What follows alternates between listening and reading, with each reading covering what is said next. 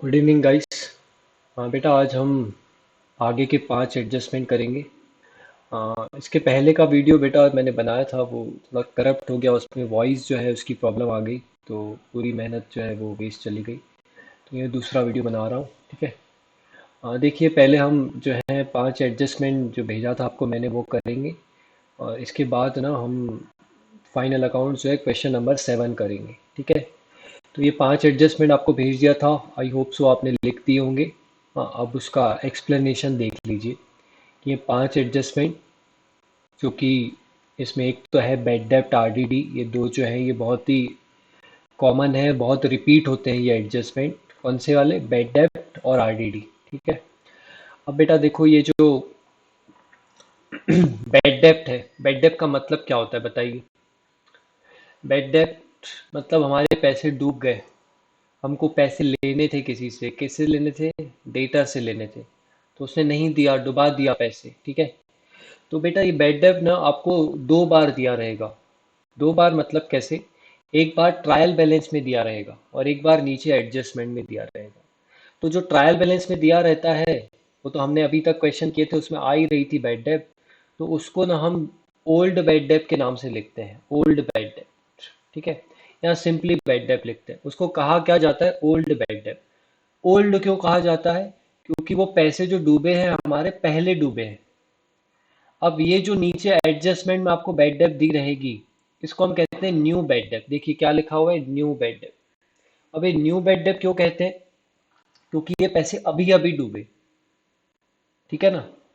अभी हम final accounts बना रहे हैं एंडिंग में, तो एक पैसे जो पहले डूब चुके हैं ड्यूरिंग द ईयर, और एक जो अभी डूब रहे हैं। तो जो पहले डूब चुके दैट इज बैड डेब्ट, या ओल्ड बैड डेब्ट कह लीजिए। और एक जो अभी डूब रहे हैं, उसको हम कहते हैं न्यू बैड डेब्ट, ठीक है। अब बेटा इसके दो इफेक्ट क्या होंगे? तो वेरी सिंपल, ये बैड डेब्ट जो है हमारा क्या होगा?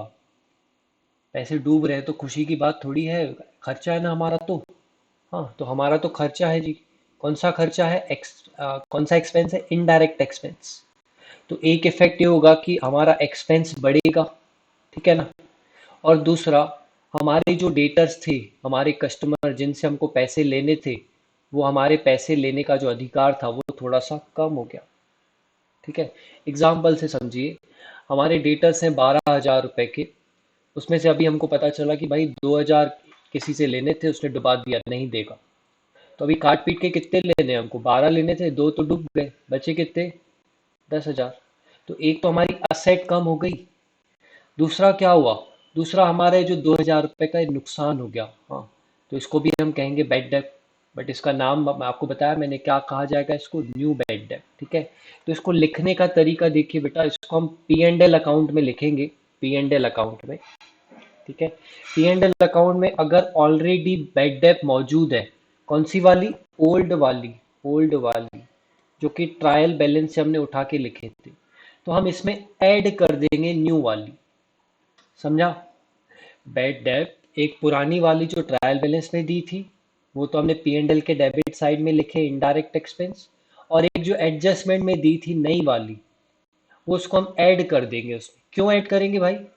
क्योंकि एक्सपेंस हमारा क्या हुआ? बढ़ा। तो देखो यहाँ पे से हमारे पहले 2,000 डूबे थे, अभी हमारे 3,000 लेटेस्ट में डूब गए, तो टोटल हमारे कितने कितने पैसे डूबे? 5,000 ना। तो हम 2,000 में 3,000 क्या करेंगे? ऐड कर देंगे, तो टोटल जो है बाहर आ जाएगी 5,000। समझा? अच्छा, अगर क्वेश्चन में ओल्ड बैड डेट दी नहीं हुई है, भाई पहले हमारे कोई पैसे वैसे डूबे नहीं थे, अभी अभी डूबे, तो भाई सिंपली जाके लिख देंगे टू न्यू बैड डेट, ठीक है ना। बात तो वही पड़ेगी ना, चाहे ऐड करें चाहे अलग से दिखाएं।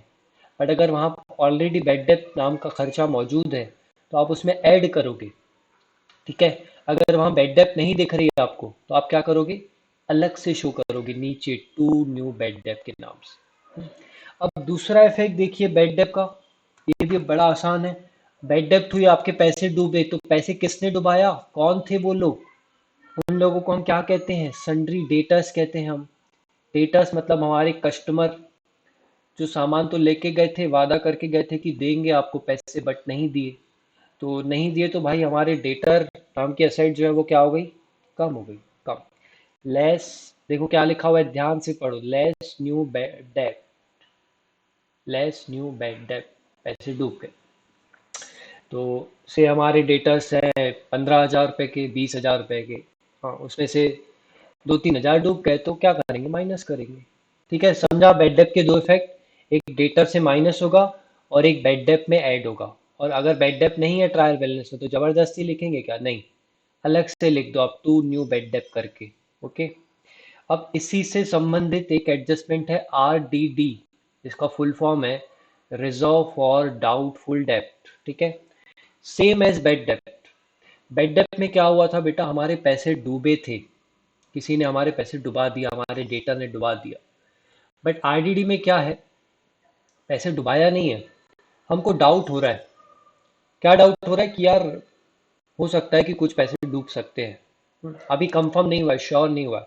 पर अपन क्या है, थोड़ा कंजर्वेटिव टाइप के लोग हैं, अकाउंटेंट जो रहते हैं ना, कंजर्वेटिव रहते हैं। उनको लगता है कि नहीं भाई, अगर नुकसान होने वाला है ना तो दिखा दो, आगे चल के नहीं भी हुआ तो अच्छी बात है ना यार, बट अगर अगर हो गया तो इसलिए पहले ही दिखा दो उसको। तो हम क्या करते हैं, जो पैसे डूबने वाले हैं उसको हम अभी से एक्सपेंस दिखा देते हैं। हम अभी से मान लेते हैं कि चलो यार थोड़े पैसे डूब जाएंगे, इसका अपन प्रोविजन बना लेते हैं। प्रोविजन आपको समझता है ना कि भाई साइड कर लेना, तो हम क्या करते हैं, उसको एक्सपेंस दिखा देते हैं। तो उसको कहा जाता है RDD। ठीक है बेटा, अगेन ये जो RDD है ना, ये भी दो तरह की होती है, एक ओल्ड होती है और एक न्यू होती है। ठीक है, ओल्ड वाली अभी हाल फिलहाल आप भूल जाइए, अभी न्यू की बात करते हैं अपन। देखिए क्या लिखा हुआ है, न्यू RDD। तो अगेन ये जो न्यू RDD है ये आपको एडजस्टमेंट में दिखेगी। एडजस्टमेंट में नीचे आप देखोगे, वहाँ ऐसा लिखा रहेगा, provide reserve for doubtful debt, या RDD, या प्रोविजन फॉर डाउटफुल डेट, बात एक ही है, RDD है वो। हाँ, और ये RDD जो है ना, ये हमेशा परसेंटेज में दी रहती है, 5%, 10%। ठीक है, तो ये इसका मतलब क्या है कि जो हमारे डेटर्स हैं उसमें से 10% हमको लग रहा है कि डाउटफुल है। भाई जैसे हमारे डेटर्स हैं 1 लाख रुपए के, ठीक है, हमको लग रहा है कि यार इसमें से 10% तो डिफॉल्टर निकलेंगे, तो 1 लाख का 10% कितना होगा, 10,000 रुपये। मीन्स आप क्या सोच रहे हैं कि मेरे 10,000 रुपये तो डूब जाएंगे, हाँ 10,000 रुपये हमारे डूब जाएंगे, तो आप उसको भी एक्सपेंस मान रहे हो। देखो बेड डेप्ट और RDD में फर्क क्या है, बेड डेप्ट मतलब पैसे डूब चुके हैं, RDD मतलब डूब सकते हैं। और दोनों का नेचर क्या है, दोनों को हम क्या मान रहे हैं, एक्सपेंस, कि भाई ये तो एक्सपेंस है, ये डूब गया है, और ये भी डूब सकता है, तो इसको अभी से ही एक्सपेंस मान ले। तो इसके इफेक्ट जो है आपको देखो बेड डेप्ट के समान ही दिखेंगे। ये देखो बेड डेप्ट हमने पहले टू बेड डेप्ट ओल्ड वाली लिखे, ये कहाँ से आई बेटा, ट्रायल बैलेंस से आई। हाँ, फिर हमने न्यू बेड डेप्ट लिखे, अभी जो पुराना एडजस्टमेंट है इसके पहले वाला। फिर देखो उसमें क्या किया है, न्यू RDD लेस किया है। लेस क्यों किया, उसने क्या किया, एक्सपेंस को क्या कर दिया, बढ़ा दिया, एक्सपेंस को बढ़ा दिया। ओके, और इसका दूसरा इफेक्ट, जैसे बेड डेप का था सेम वैसे ही, बेड डेप डेटर से लेस होती है, इसको भी देखो डेटर से लेस किया है, दिख रहा है आपको। देखिए sundry debtors less new bad डेप्ट, ये अभी हमने पहले वाले एडजस्टमेंट में किए थे, और उसके जस्ट नीचे देखो क्या है, लेस RDD। ओके, एग्जाम्पल से आपको क्लियर हो जाएगा। देखिए हमारे डेटा सपोज 12,000 रुपए के हैं। हाँ, उसमें से 2,000 डूब गए, तो काट पीट के बचे कितने, 10,000 के। अब 10,000 में से भी हमको लग रहा है कि 5% और डूब जाएंगे, तो 10,000 का 5% होता है 500, तो 500 आपको और लग रहा है डूब जाएंगे, तो आपको पैसे मिलेंगे कितने, 9,500। मिलने वाले थे 12, डूब गए दो, बचे 10, 10 में से भी 500 लग रहा है कि यार डूब जाएंगे, तो आपके आपको लेने कितने अभी काट पीट के, मतलब कितने मिलेंगे, 9,500। तो आपका नुकसान कितना हुआ, 2,000 भी नुकसान हुआ और 500 भी नुकसान हुआ। 2,000 in the name of bed dept, new bad डेप्ट, और 500 in the name of new RDD। ठीक है, समझा, बेड डेप्ट और RDD ये दोनों एडजस्टमेंट वाली बताया मैंने आपको, और दोनों के दो दो इफेक्ट बता दिए। ठीक है, अब ओल्ड RDD मैंने नहीं बताया, ओल्ड RDD बता रहा हूँ मैं क्या होती है, हाँ क्वेश्चन में बता रहा हूँ उसको। अब ये देखिए सेल्स नॉट रिकॉर्डेड, ये एक एडजस्टमेंट आता है। कई बार हम क्या करते हैं बिजनेस में, जब हम कस्टमर को सामान बेचते हैं तो बिल बनाना भूल जाते हैं, हम उसको बोलते हैं भाई ठीक है सामान लेके जा, हम बाद में बिजी हैं तो ठीक है बाद में कर लेंगे, अपन लिख लेंगे। तो क्या होता है कि हम भूल जाते हैं, बिल बनाना भूल गए और क्रेडिट में सेल किए थे। तो कैश में करते तो याद ही रहता ना यार, कैश तो आ जाता तो रिकॉर्ड करना पड़ता। क्रेडिट में किया हमने सेल और हम उसको लिखना भूल गए। अब लिखना भूल गए तो उसे अपने को कभी याद आ गया कि यार चलो हमने तो इसको सामान बेचे थे, वो लिखना भूल गए। ठीक है, तो अब क्या करेंगे, सोचिए। हमने सेल किए, किसी को सामान बेचे हैं, अब इसको रिकॉर्ड करना है अपने को। हाँ, तो बड़ा ही कॉमन है, अब सेल की एंट्री आपने बहुत की हैं, जर्नल एंट्रीज। हाँ, जब सेल करते थे आप किसी पार्टी को, तो इसमें दो इफेक्ट क्या होते थे। आप बोलते थे कि सेल ना हमारी इनकम है, तो आप सेल्स को इनकम मानते थे, इनकम बढ़ी। और जो वो पार्टी है वो हमारी डेटर हो जाती थी, असेट। तो डेटर नाम की असेट बढ़ती थी। हम पार्टी लिखते थे, पार्टी का नाम लिखते थे। ठीक है, तो पार्टी तो है तो डेटर ही ना, उससे लेना तो पैसे ही है ना। तो इसके दो इफेक्ट क्या होंगे कि अगर आपने सेल किए बट उसको लिखना भूल गए, तो लिखो भाई। एक तो क्या होगा कि आपकी जो सेल है उसको बढ़ा दो, ऐड कर दो। ऐड क्यों होगी, भाई हम लिखना भूल गए ना। सपोज हमने 60,000 की सेल की है, उसको लिखे हमने, और 10,000 की सेल जो है वो लिखना भूल गए, तो हमारी एक्चुअल में सेल कितनी हुई है, 70,000 की हुई है। 60,000 की हमने रिकॉर्ड किए, 10,000 की लिखना भूल गए, तो 60 में 10 ऐड कर दिए, सिंपल 70,000। ओके। नेक्स्ट, अब ये जो 10,000 रुपए की सेल हमने लिखना भूल गए थे, तो सेल में तो ऐड कर दिया हमने। दूसरा इफेक्ट क्या होगा सोचिए। दूसरा इफेक्ट होगा कि हम ये 10,000 रुपये हमको दूसरों से लेने हैं। किन से लेने हैं, कौन है वो लोग, वो लोग हमारे डेटर्स हैं। तो हम डेटर्स में भी जाके ऐड कर देंगे। ठीक है, सेल्स में भी ऐड होगा, डेटर्स में भी ऐड होगा। कोई एडजस्टमेंट ऐसा नहीं होता ना कि भाई, ऐसा जरूरी नहीं है कि एक जगह ऐड होगा तो दूसरी जगह लेस होगा। लॉजिक पे जाओ कि हमने सेल किए हैं तो डेटर क्या होगा, हमको और पैसे लेने हैं कि कम लेने हैं, और लेने हैं ना, तो हमारी एसेट क्या हुई, डेटर नाम की बड़ी। ठीक है, तो सेल में भी ऐड होगा, डेटर में भी ऐड होगा। किस नाम से ऐड होगा, देखो क्या लिखा हुआ है, अनरिकॉर्डेड सेल्स। ओके। नेक्स्ट देखिए, गुड्स विड्रॉन बाय पार्टनर या ओनर। पार्टनर भी तो ओनर ही होता है ना बिजनेस का, तो यहाँ पे आप पार्टनर लिख सकते हो या ओनर भी चलता है। बिजनेस में से ओनर ने, पार्टनर ने सामान निकाला पर्सनल यूज के लिए। पर्सनल यूज के लिए निकाला, एक तो वो जाएगा ड्राइंग। ठीक है, दूसरा उसने क्या निकाला, पैसे थोड़ी निकाला है, क्या निकाला है, गुड्स निकाला है। तो गुड्स निकाला है, तो गुड्स तो जब हमने खरीदे थे तो उसको किस नाम से दिखाते हैं, गुड्स को अपन परचेज। परचेज के नाम से दिखाते हैं ना बेटा, कि हमने गुड्स खरीदे तो परचेज। तो इसका क्या होगा, एक तो ड्राइंग हो जाएगी। हाँ, दूसरा ये होगा कि आप परचेज में से उसको माइनस करो। आप देखो ये ट्रेडिंग अकाउंट आपके सामने है, यहाँ पे हम लिखते हैं परचेज। परचेज मतलब गुड्स आया हमारे पास खरीदे।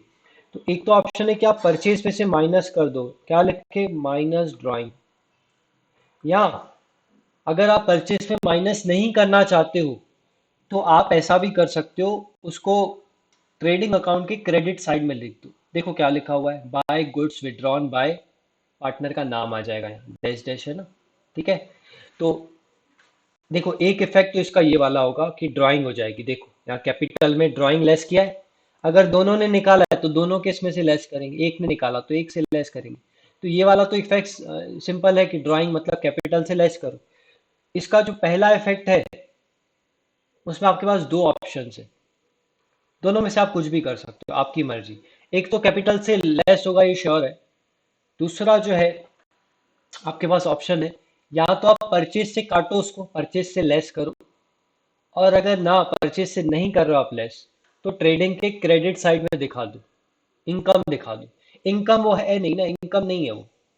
हम यहाँ क्यों लिख रहे हैं क्रेडिट साइड में, परचेज से लेस करने के लिए। तो आपके पास दो ऑप्शन है, चाहे तो ट्रेडिंग के क्रेडिट में लिखो या परचेज से काटो। ठीक है, कुछ भी कर सकते हो आप, आंसर सेम आएगा और बिल्कुल सही है। ठीक है, नेक्स्ट। अब देखिए, गुड्स हमने खरीदे, परचेज किए, बट हम उसको लिखना भूल गए, उसकी एंट्री हमने नहीं की है, तो अब एंट्री नहीं किए तो क्या करना? भाई आप गुड्स खरीद रहे हो तो उसके दो इफेक्ट क्या होंगे? क्रेडिट पे खरीदो आपने, सोचो। हाँ, गुड्स आपने खरीद, एक तो आपका परचेस हो गया, वो परचेस अकाउंट डेबिट करते थे ना अपन, तो एक तो आपका परचेस हो गया, ठीक है। दूसरा, जिस आदमी से आपने गुड्स खरीदे वो आपका कौन है? वो आपका क्रेडिटर है। तो आपके दो इफेक्ट क्या होंगे? एक तो आपका एक्सपेंस बढ़ा और एक आपकी लाइबिलिटी बढ़ी। लाइबिलिटी कौन सी बढ़ी? परचेज नाम की, सॉरी क्रेडिटर नाम की। और एक्सपेंस कौन सा बढ़ा? परचेज नाम का। तो आप क्या करोगे? परचेज जो कि आप ट्रेडिंग अकाउंट में लिखते हो उसमें ऐड करोगे। देखो क्या लिखा हुआ है, ऐड। किस नाम से लिखा हुआ है? Unrecorded purchase. कॉमन सेंस है भाई, खरीदे हैं गुड्स लिखना भूल गए, तो भाई परचेज क्या होगा? बढ़ेगा ना, ठीक है। फिर हम जिससे सामान खरीदे हमने, वो हमारा कौन है? क्रेडिटर है। तो क्रेडिटर भी लाइबिलिटी बढ़ गई क्योंकि पैसे तो देने पड़ेंगे ना उसको। तो क्रेडिटर में ऐड, किस नाम से ऐड? Unrecorded purchase. ठीक है बेटा। तो ये थे आपके 5 एडजस्टमेंट। अब सुनो, आपका ये वीडियो हो गया देख के, तो आप एक बार इसको फिर से देखो, ठीक है, रिपीट करो आप। ये वाला भी, इसके पहले वाला भी जो एडजस्टमेंट का वीडियो था, रिपीट करो। और आपको समझना है, हाँ, और कोई कुछ भी नहीं समझ पाए आप इंस्टेंट व्हाट्सएप उठाओ और मैसेज करो, डाउट कुछ। तो ये 5 एडजस्टमेंट अभी के हो गए और इसके पहले के 5, टोटल कितने हो गए? 10। अब ये जो 5 एडजस्टमेंट आपको पढ़ाया मैंने, इसका यूज क्वेश्चन नंबर 7 और क्वेश्चन नंबर 8 में है, ठीक है। क्वेश्चन 7 8 में पुराने एडजस्टमेंट भी आएंगे जो हमने पढ़े थे, और नए वाले भी आएंगे जो अभी पढ़े अपन, ठीक है। तो ये 10 एडजस्टमेंट हो गए। इसके बाद और 15 एडजस्टमेंट पढ़ने हैं अपने को, तो 5 5 करके ही पढ़ेंगे। हाँ। अब नेक्स्ट वीडियो में आपको मैं क्वेश्चन 7 बता रहा हूँ, ठीक है, वो सॉल्व करते हैं।